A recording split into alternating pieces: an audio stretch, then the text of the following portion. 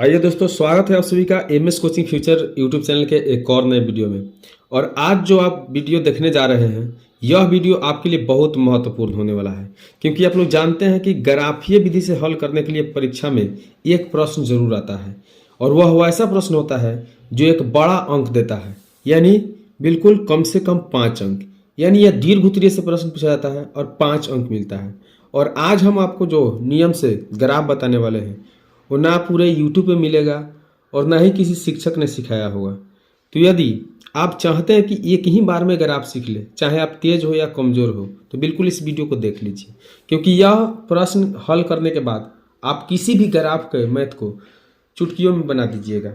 तो यह समीकरण जो दिखाई दे रहा है वह है कि 4x - 5y = 20 और 3x + 5y = 15।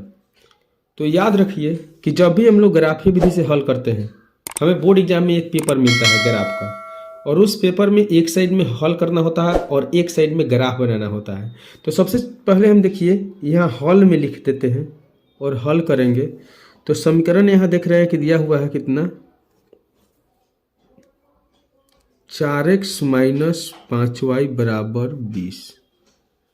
4x - 5y = 20। ठीक है, अब एक बॉक्स बनाना है, और इसमें 2 मान निकालना है।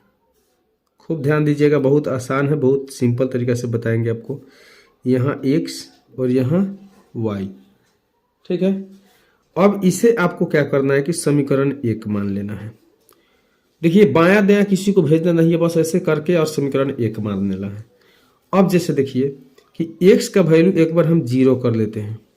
कितना कर लेते हैं? 0। तो अब आपको हम अलग से हल करके दिखाते हैं कि जैसे आप x के मान 0 मान लेते हैं, x के मान 0, यानी समझ लीजिए कि आपके पास 4x - 5y बराबर में कितना है? 20 है। यानी x के मान आपने 0 माना है, तो 4 में 0 से गुना किया तो 0 हो गया। तो बचा आपके पास कितना? -5y, और बराबर में कितना है? 20। ठीक है, अब यहाँ करना क्या है कि आप y निकालिएगा, तो 20 के बटा में ये 5 आने वाला है। ठीक है, अब जैसे बटा में 5 आएगा माइनस में, तो 5 चौके 20, यानी y का मान कितना हो जाएगा? -4। तो y के मान -4 हम इस तरह से निकाल लिए, तो y वाले में कितना भर देंगे? -4 भर देंगे। ठीक है, अब ठीक उसी तरह से ये जो हमारे पास समीकरण है, इसमें करना क्या है कि अब हमें एक बार करना क्या है, एक बार y के मान हमें 0 रख लेना है। कितना रखना है? 0। जैसे y के मान 0 रख लेते हैं, तो फिर हमारे पास जो समीकरण है उसे हम लिखेंगे। क्या है समीकरण? समीकरण है 4x - 5y = 20। ठीक है, अब हमें y के वैल्यू 0 करना है। इसके मतलब 4x - 5 × 0 बराबर कितना हो जाएगा? 20। यानी यहाँ से आप ये 0 हो जाएगा, तो हमारे पास बच गया 4x। तो 4x = 20। तो क्या करेंगे कि x निकालेंगे, तो 20 के बाटा में आ जाएगा 4, और 4 से कटा देंगे, 4 × 5 = 20। ठीक है, यानी हमारे पास x का मान कितना हो जाएगा? 5 हो जाएगा। तो इस तरह से हम 1 नंबर समीकरण का हल कर लिए, और हमारे पास x का 2 मान और y का 2 मान निकल गया। फिर हम लिखेंगे दूसरा समीकरण। फिर आप लोग दूसरा समीकरण देखिए क्या दिया हुआ है, 3x + 5y = 15। क्या लिखा हुआ है? 3x, यानी तथा देकर लिखेंगे, तथा दूसरा समीकरण है 3x + 5y = 15। इसे समीकरण 2 लिखेंगे। बिल्कुल आपको दायां बायां करने की ज़रूरत नहीं है। अब देखिए क्या करना है कि इसके लिए भी एक बॉक्स बना देते हैं। इसके लिए भी एक बॉक्स बनाना है, और उस बॉक्स में फिर जैसे पहले वाले के लिए x और y माने थे, बिल्कुल आप लोग एक वीडियो देखने के बाद सीख जाइएगा। तो बिल्कुल इस वीडियो को अंत तक जरूर देखिए। x और y हो गया। अब फिर हमें क्या करना है कि यह जो समीकरण दिखाई दे रहा है, बिल्कुल आप समीकरण आप लोग देख पा रहे हैं। अब इस समीकरण में हमें करना क्या है कि यहाँ 3x + 5y = 15 है। कितना है? 3x + 5y = 15। तो अब हमें क्या करना है कि फिर से x में 0 रखना है, यानी x का मान कितना रखना है? 0। तो जैसे x का मान 0 रखे, तो यहाँ जो आप 3x देख रहे हैं, इसमें 3 से 0 में गुना करेंगे तो कितना होने वाला है? 0। तो प्लस में आपका 5y बचा, अब बराबर में कितना बचा? 15। तो यहाँ देखिए कि 3 से 0 में गुना करेंगे 0 हो जाएगा, तो बचा कितना 5y, यानी 5y बराबर कितना हो गया 15। अब y निकालेंगे तो 15 के बाटा में कितना आ जाएगा 5, यानी 5 तिहाई 15, तो y के मान कितना होने वाला है 3। यानी जैसे हम x के मान 0 रखे तो y के मान कितना हो गया हमारे पास 3 हो गया।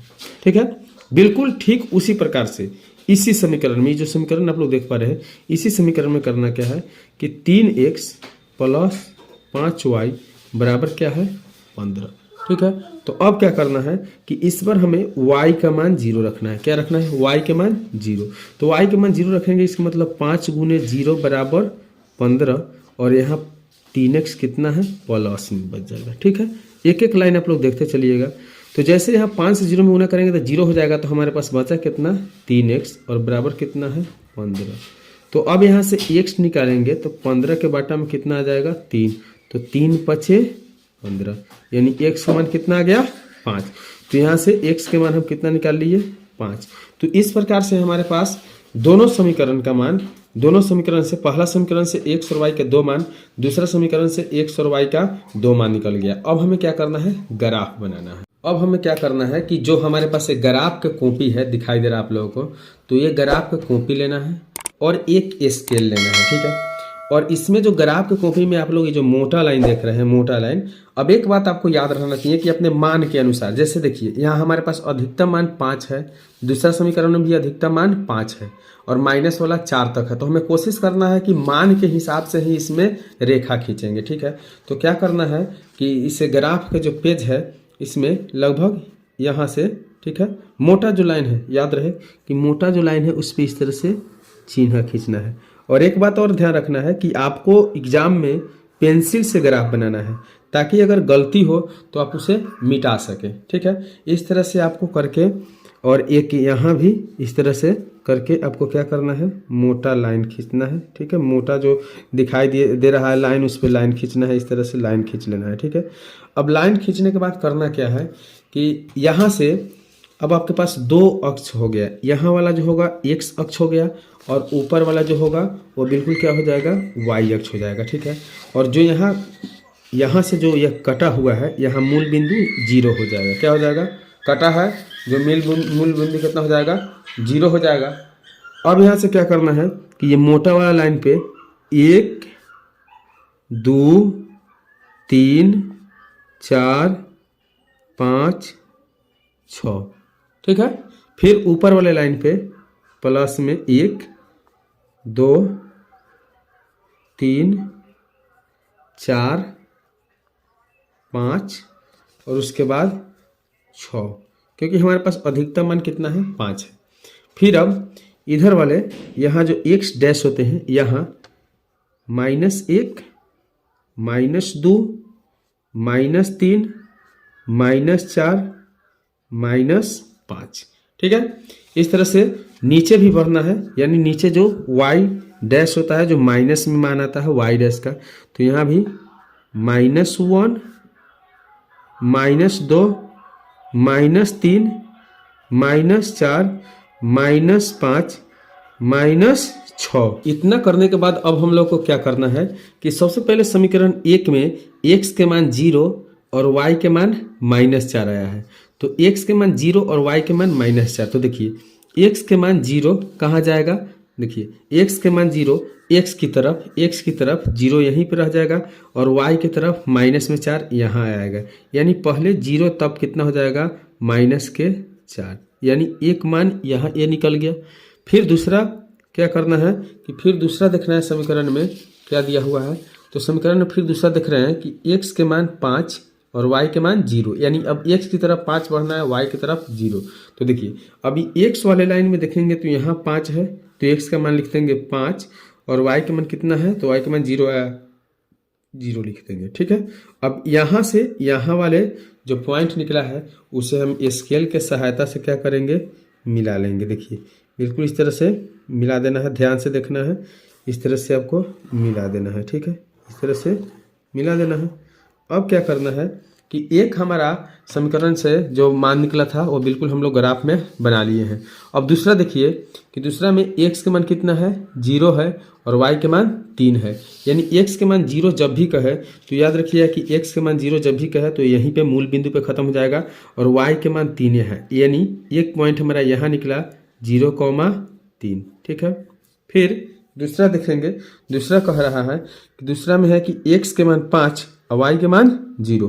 तो x के मान 5 यानी x की तरफ 5 बढ़ना है और y के मान 0 तो यहीं पे रह जाएगा मूल बिंदु पे, तो x की तरफ यहाँ 5 बढ़ना है, यानी एक बिंदु यहाँ है। और फिर इसे अब क्या करेंगे, हम स्केल के सहायता से बिल्कुल रेखा खींच देंगे। ठीक है, एक एक बात को अब ध्यान से सुनिएगा, बिल्कुल आप लोग 5 अंक अर्जित करके ही आएंगे बोर्ड एग्जाम में। तो इस तरह से अब आपको क्या करना है, खींच देना है। ठीक है, इस तरह से बिल्कुल टेढ़ा नहीं होना चाहिए। ठीक है, इस तरह से बिल्कुल जैसे खींच रहे हैं हम वैसे आप लोगों को खींच देना है। ठीक है, इस तरह से खींच देना है। ठीक, अब आप लोग देख सकते हैं कि जहां आपका मान ये कटा है, जहां आपका यह कटा है वहीं का जो मान 5 है और 0 दिखाई दे रहा है, यही आपके लिए x का मान हो जाएगा। तो आप यहाँ लिख सकते हैं कि अतः x बराबर 5 और y बराबर 0, यही दोनों क्या हो गया, बिल्कुल आंसर हो गया। तो आशा करते हैं कि वीडियो आपको अच्छा लगा हो। अगर अच्छा नहीं लगा हो तो बिल्कुल एक बार दोबारा देख लीजिए, बिल्कुल आपको पसंद आएगा। चलिए मिलेंगे अगले वीडियो में, तब तक के लिए।